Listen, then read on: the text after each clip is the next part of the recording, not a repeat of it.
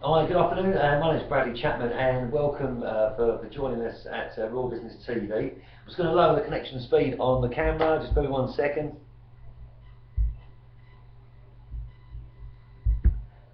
And we're joined today by Charlie Mullins, founder of Pimlico Plumbers. I've had a great pleasure to interview Charlie a few times. And Charlie is one of these guys who's a very, very down-to-earth guy. He's come up the hard way in growing his business. He's stayed a very humble man. He's an enjoyable person to speak to. And he's built a very, very successful business, and a lot of his family works with his business. So, from my point of view, to spend time with Charlie and to speak to him is always great. It's always interesting, and he's always got fantastic things to say. We've done a number of previous interviews with Charlie on Raw Business magazine and Raw Business Online, and today it's nice to be able to sit with Charlie and talk in a sort of frank and open manner, ask some questions about his business and how he's grown his business, so that hopefully it will help you guys to move your business forward. Charlie Mullins is, I mean, you're involved with the Prince's Trust now, Charlie, aren't you? Very much so, Bradley, very much. What are you doing for the Prince's Trust at the moment? We're actually taking on a lot of the youngsters that are involved with the Prince's Trust. They're coming here for work experience, spend a bit of time here in general, and basically getting used to the workplace. Yeah, which is fantastic support, wasn't it? And also, you've been on the telly, you've been on Secret Millionaire, which I know was a fantastic experience for you. And although we've laughed and joked about it, I know when you come back, it did evoke some emotions. Yeah, I mean, you know, I'm very, very sort of pleased that you know, I was picked to go on it. It went very well, and charities have benefited from it. I also got as much out of it, I believe, as what the charities did. Absolutely great, you know. I mean, wonderful, yeah, great experience. Fantastic. What was the recently you did the plumber, the judge and the plumber? Was it on the BBC? What was that? I didn't actually catch up the programmes, but the guys at the office saw it. They said it was pretty cool. So explain to me what that was about. Yeah, I mean they picked us as a judge. It was sort of young plumber of the year, you know, which was a national competition. Went very, very well. You know, I mean, we whittled down to the last 20. Hundreds of entries. There was absolutely hundreds of them. And we got them down to the last 20, and you know, then whittled them down to 4. Which is very difficult to do because there's a lot of enthusiasm there, a lot of very competitive people, and a great title to win. And we went up filming somewhere in Suffolk, I think it was, and you know, it's very, very tough competition. End result was we pick a winner, and a young lady won it, believe it or not. You know, absolutely great plumber. Nice person. Girly plumber. Yeah, well, we've got a couple of girl plumbers on board. That's right. You know, they're now you know, part of the industry, which I think is great, and very, very sort of encouraging. I think for women or anyone coming into the industry to think you know, that she won it, and the fact that very, very talented, you know, in her job. So very, very pleased with that to be picked. You know what I mean? Got a bit of stick out of it though. You know, I think they say I'll give the girl an hard time. But you know, the end result was she won it, you know, and delighted for her. Do you think because you give her a hard time, it willed her on to want to do better? And so I'm going to win. I want to win, Charlie. Do you think it inspired her to take, you know, more action and to fight to win because you give her a hard time? I would say so. Yeah. You know, she's a pretty sort of, you know, switched on girl anyhow, and you know, I made a point in the earlier rounds. I didn't think she was sort of pulling her weight. You know what I mean? And you know, it really turned around to be a kick in the for me because, you know, she livened it up, and she won it at the last moment in the last sort of task they was given. She pulled all the stops out, and that was it. So if it helped her, then I'm all for that. Yeah. That's fantastic. I mean, before we go back, so I want to talk to you a bit about your early days. I mean, tonight I know that after we finished an interview, you've got a red carpet do tonight, and you're probably going down to Bentley with the missus and getting all dressed up, and you've probably got your Savile Row suit on tonight. You're probably looking at absolute dog's business. So what's tonight about? What are you doing tonight? Well, tonight we've got an invite, Bradley, for the television awards. Me and my wife, and through Max Clifford. Max has asked us to come along. I think he's representing. I should know, Stacey. Someone won the X Factor. Stacey Solomon. Yeah. Yeah. So he's representing. She was on the Jump program as well. That's right. And so we're sort of, you know, we're involved with Max. Max is looking after her. He wants us to do a few bits with her, you know, some different bits and pieces. So, you know, we've sort of got a private box at the O2 this evening, and you're right, red carpet. The only carpets I used to always do was cover it from the dustbin. So this is really fantastic. I mean, you know, a lot of aspiring entrepreneurs, and myself, you know, we go through all these major challenges in trying to build a business, and it's not easy, and you overcome all these adversities and challenges. And myself personally, I know that you guys can associate with this. The last 3 years in my journey to try and build what I'm trying to build has been the biggest challenge of my life. And there are times where I just feel like I want to quit, I need to give up, and you sort of hit the wall. And every business will go through this. And when you meet people like Charlie, it just inspires you to keep going regardless of the adversities you face. So Charlie's lifestyle now, he's a millionaire, he's a very successful man, you enjoy all the luxuries, if you don't mind me saying. You've got the most amazing and beautiful family, you've got a lovely wife Linda, and we're in Pimlico Plumbers HQ. It's surrounded by images and photos of the high-profile stars that you've worked with. You've been involved with government and helping to advise entrepreneurship and on TV. So you're now becoming a major player. You're on the news pretty much every day. In fact, when I got a taxi from Walt Lewis and I'm going to Pimlico Plumbers, he said, "Oh, you're going to see Charlie?" I said, "You know, no, I see him on TV. What a lovely man." So I said, yeah, we always have a giggle, but it wasn't always this way for Charlie Mullins. There was a time when he started out in business where he didn't have all these luxuries. He's built these over time through hard work. So when you first started out in your business, Charlie, I guess you was on the tools and it was a struggle. Tell me about those first 6 months or 12 months when you started out in business, because there was no way it was what it was now. And I would imagine you didn't think this would be where you'd be. You just got on and did the job, I guess. But how did you feel, and what was it about your first bang, and what were your tools like? Did things go wrong? What were those early days like? Looking back on it now, you know, I didn't realise, you know, perhaps sort of, you know, I left school at 15. I don't really know that, no qualifications. I mean, and that was a massive mistake. You know what I mean? I should have left at 14. No, I should have done. Should have got myself out there in the workplace. No point in staying on if you ain't going nowhere. You know what I mean? You know, I don't want to know about Latin and all that nonsense. And you know, I always wanted to be a plumber. That was on my mind. I'm a great believer that you take the route that, you know, you go by your thoughts. Done an apprenticeship, started up as self-employed, built up a business to where we are today. Yes, there's loads of hurdles on the way. The good news about it is that, you know, I believe that if I can do it, you know, most people can do it. You know, I think it's believing in yourself, wanting to do it, and keeping at it. You know what I mean? But there's never an easy ride. I've never met a businessman yet that's had an easy ride. But what I would say, you know, I'd probably say what Michael Caine says. You know, he's been poor and he's been rich. He knows which one he prefers. And you know, and I'm the same. You know, fortunately, things are going very well now. We're still working hard on the business. You'll only get out of anything what you put into it, and the more you put into it, the more rewarding it can be. And I just think it's achievable for people. I really do. You know, obviously, I'm sure I've worked hard. I've got a great team around us now, and things are going forward. So, you know, I'm over the moon really about it. I think you asked me, Brad, you know, did I expect this?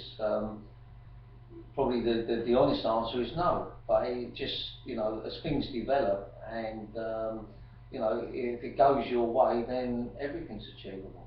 So do you think, looking back now, I mean, would there have been anything that you wanted to change about where you are? I mean, looking back in, I mean, hindsight's a wonderful thing, and we can't go back and change, but is there any point that you would have said to yourself, I would have definitely done that differently? And perhaps you're doing it now, of course, but there might have been something where you either missed an opportunity to take it, or you did have an opportunity, or maybe you took the right road or the wrong road. Was there a moment where you thought, you know, maybe I could have changed this, or this was a good moment for me? Was there a defining moment or a challenging moment where you could have gone either way?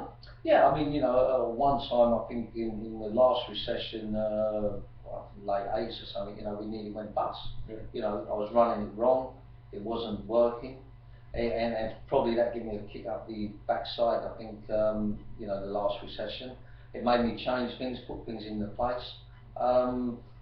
And here we are today, and probably I do regret back then not really having a proper structure to the company. You know, now we've got a manager for everything: HR, recruitment, PR, you know, accounts, call centre. You know, I think I've learned to delegate, put the right people in the right position, and I think that's now showing rewards. And I think that's very, very important to, you know, for any growing business, you must have a structure. Do you think delegation is a very important part of business, and I mean, for someone like yourself, you're pretty hands-on, you like to know everything that's going on. I know that when you're away, you're always calling Carl. If I'm talking to Carl on the PR side, you're always busy, and even when you're away, I know you're still on it. Do you really let go if you go away? Or you still, you know, because it's your baby? Because I understand it, you don't ever let go, and you're always on the case and keeping an eye on the ball. Yeah, I mean, you know, I'm involved with sort of, you know, every day. Obviously, I'm involved with it, you know. But you know, I've got some great people now. I do trust them. They're doing a great job.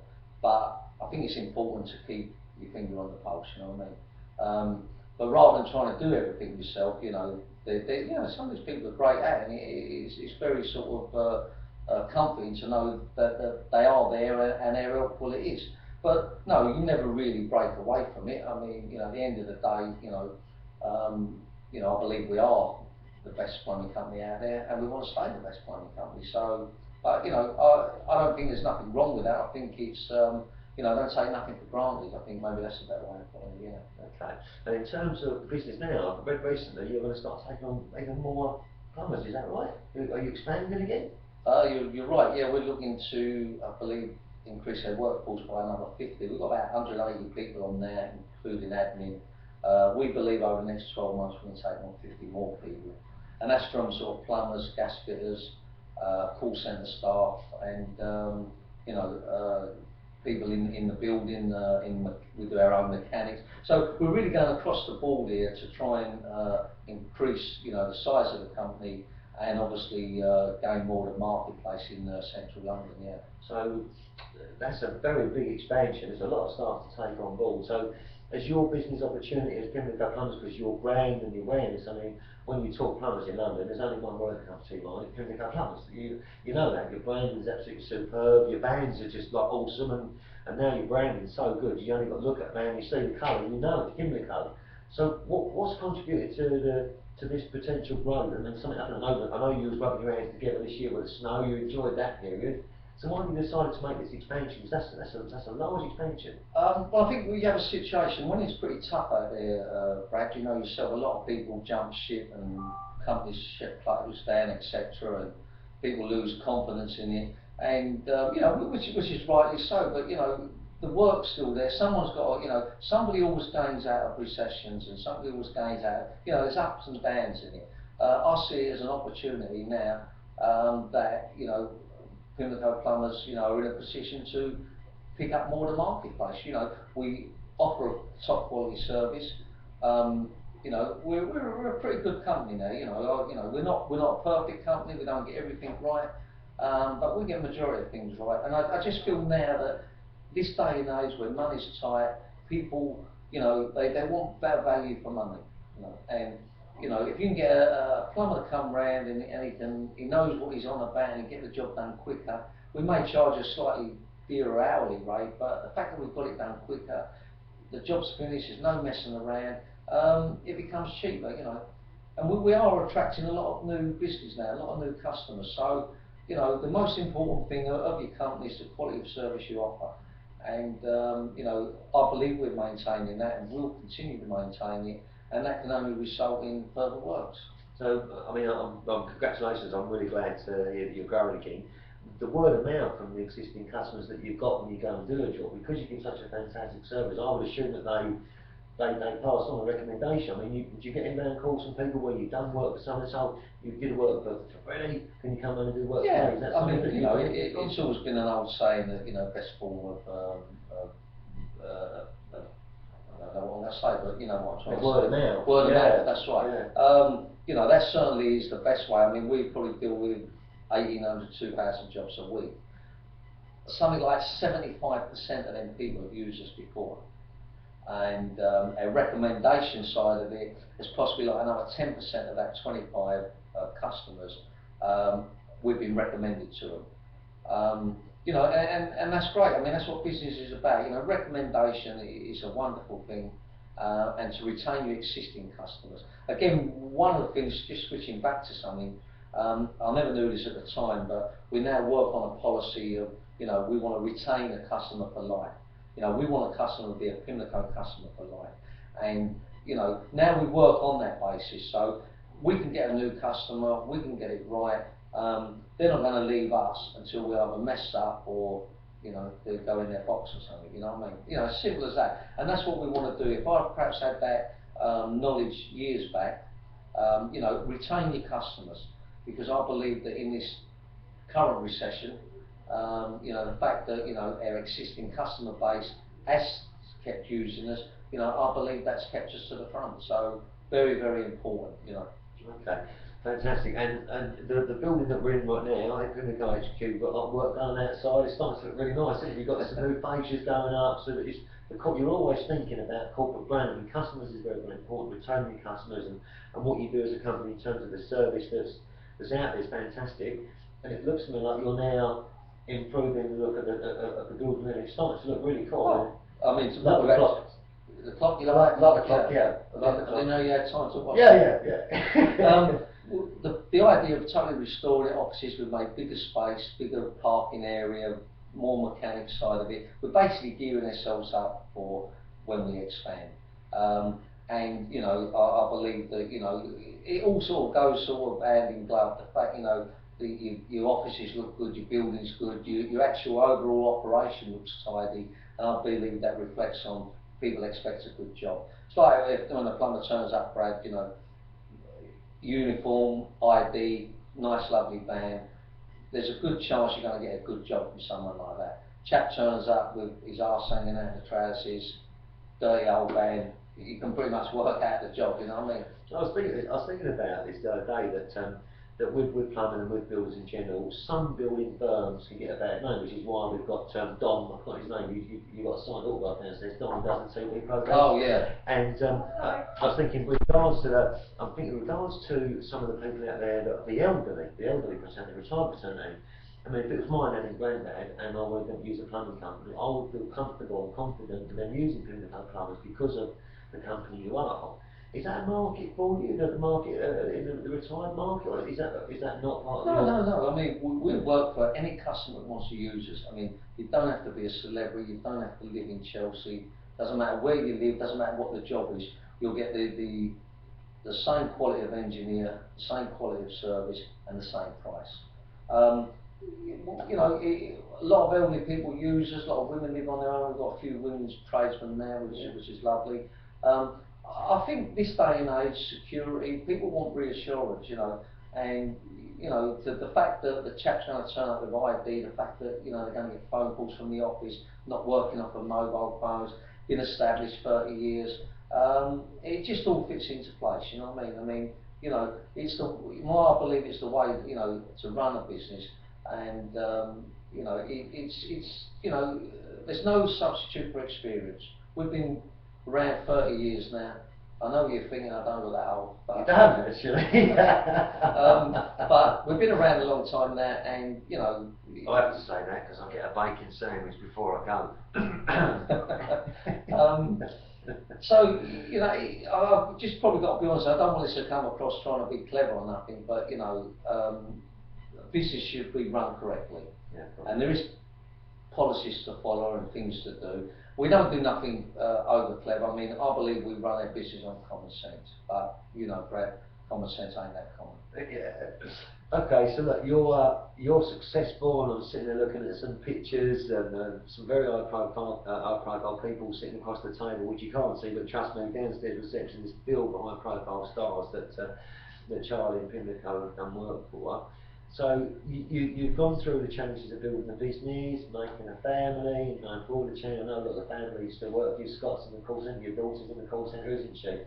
And Linda comes in now and again and helps out, doesn't she? Yeah, I mean, wife works here, 2 daughters, 2 sons, son-in-law, lurchy on the drains. Yeah, I mean, you know, family business, it's, you know, I quite like it, a family business. It works for us, and if it works for you, then go for it, you know. And as I say, you know, we have, you know, been doing okay, and you know, but it's not down to me, it's down to people, you know. I mean, as much as, you know, everybody would love to sit here and say, I've achieved this and I've achieved this, you know. I don't think you can achieve these things without other people. So, you know, it is, you know, you know, we're a team here, you know, and it happens to be a family business, and that works very well. And I think that one of the most important things, Brad, that I've picked up over the years, you know, you need to make sure your workforce and everybody is all drinking out the same teapot. Yeah. That's important, you know. You can always feel that when you come into the office. Actually, there's always a nice atmosphere, and the bright people, which has been resonating in my mind for so many months. And every high-profile entrepreneur that I spoke to said the same thing, that you need to recruit an important team. Let me ask you the last question, if I may, because I know you've got to get off to get ready to go up to the O2 for the red carpet television awards. You're successful. You ain't short of a bob or two. Oh, nice million money. No, I've got a 10 oh, sorry. I've got a 10 to go. You're successful, you've built up a great business and a great team. And I was talking to someone last night about entrepreneurs, and he was saying to me, because you know I've been through challenges, and he was saying to me, Bradley, you know, you're one of these people that's got a bit of a craziness about you. And he said, he thinks a lot of entrepreneurs have. They've got that slight element where they're a bit nutty. Now I'm not saying you're nutty, but you've achieved so much. So when you get to the place where money's probably not a problem, you love your business, it's going great, and the customers are loving what you're doing, and you've got a great team around you. What else? Because I know you don't play golf, so well, no, you do actually. You do play golf. You do charity, yeah. But what else is it you need now? Because when people do get to that level of success, what else is it that you now need as Charlie? What is it that would fill you? Because you've been chasing and building this dream your whole life, then you get to the point where it's like, okay, well, it's kind of comfortable. Is it enough? Is there what else? What other adrenaline you're chasing? Is it the growth of the business? Is there anything else you saying, I want to achieve this now? Is there another goal for you that you want to fulfil? I'll have to think about that one, Brad, don't you? To be honest, there's loads of goals. I think you know, I don't think you should ever stop being ambitious. You know what I mean? But you know, I've got to think now of grandchildren coming in.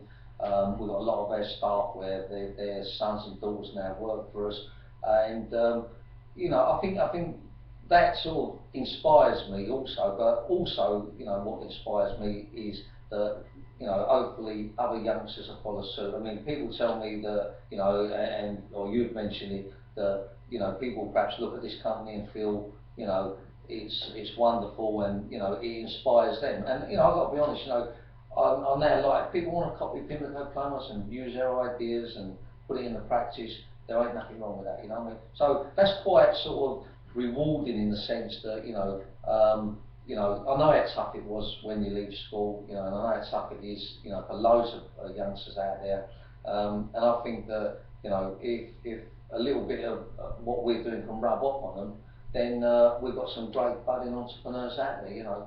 I mean, I know I said to you, Bradley, but I used to bunk off school when I was about 9 or 10, help the local plumber. And, you know, that inspired me, you know. He was the only one that had a car, the only one that had a few quid, holidays, home, everything. And, you know, that inspired me to think, oh, I want that. And maybe if that's what people look at Pimlico now and think, you know, they want to have a nice car, a nice lifestyle, then, you know, I'm all for that, you know. I'm a great believer that, you know, the wrong road and right road, there's not a lot in it, you know what I mean? And whichever direction you take, is where you're gonna, you know, what you're gonna land up at, and just that little bit of persuasion, I think, can direct someone in the right way. You know what I mean? And that's what happened to me. You know, I must be honest. You know, this local plumber. You know, I mean, thankfully, he wasn't a bank robber. You've been pretty good at it, right? Well, I don't know about that. And listen, Charlie, thank you so much for taking the time to speak to us today. And on behalf of all business team members back at HQ and people watching, interesting webcast today. I've really enjoyed interviewing Charlie on the 3 or 4 occasions that we've done it. I hope you enjoy the webcast, and I'm sure we'll be seeing more from Charlie in the future. So thanks very much indeed for watching today. It's goodbye from me, and goodbye from Charlie. Ronnie did. Good luck for me. Good luck. Absolutely lovely. Yeah, good luck everyone, and you're very welcome to give me a call if I can help anyone, as long as you don't want a few quid off me. Thanks very much indeed. Was alright, yeah?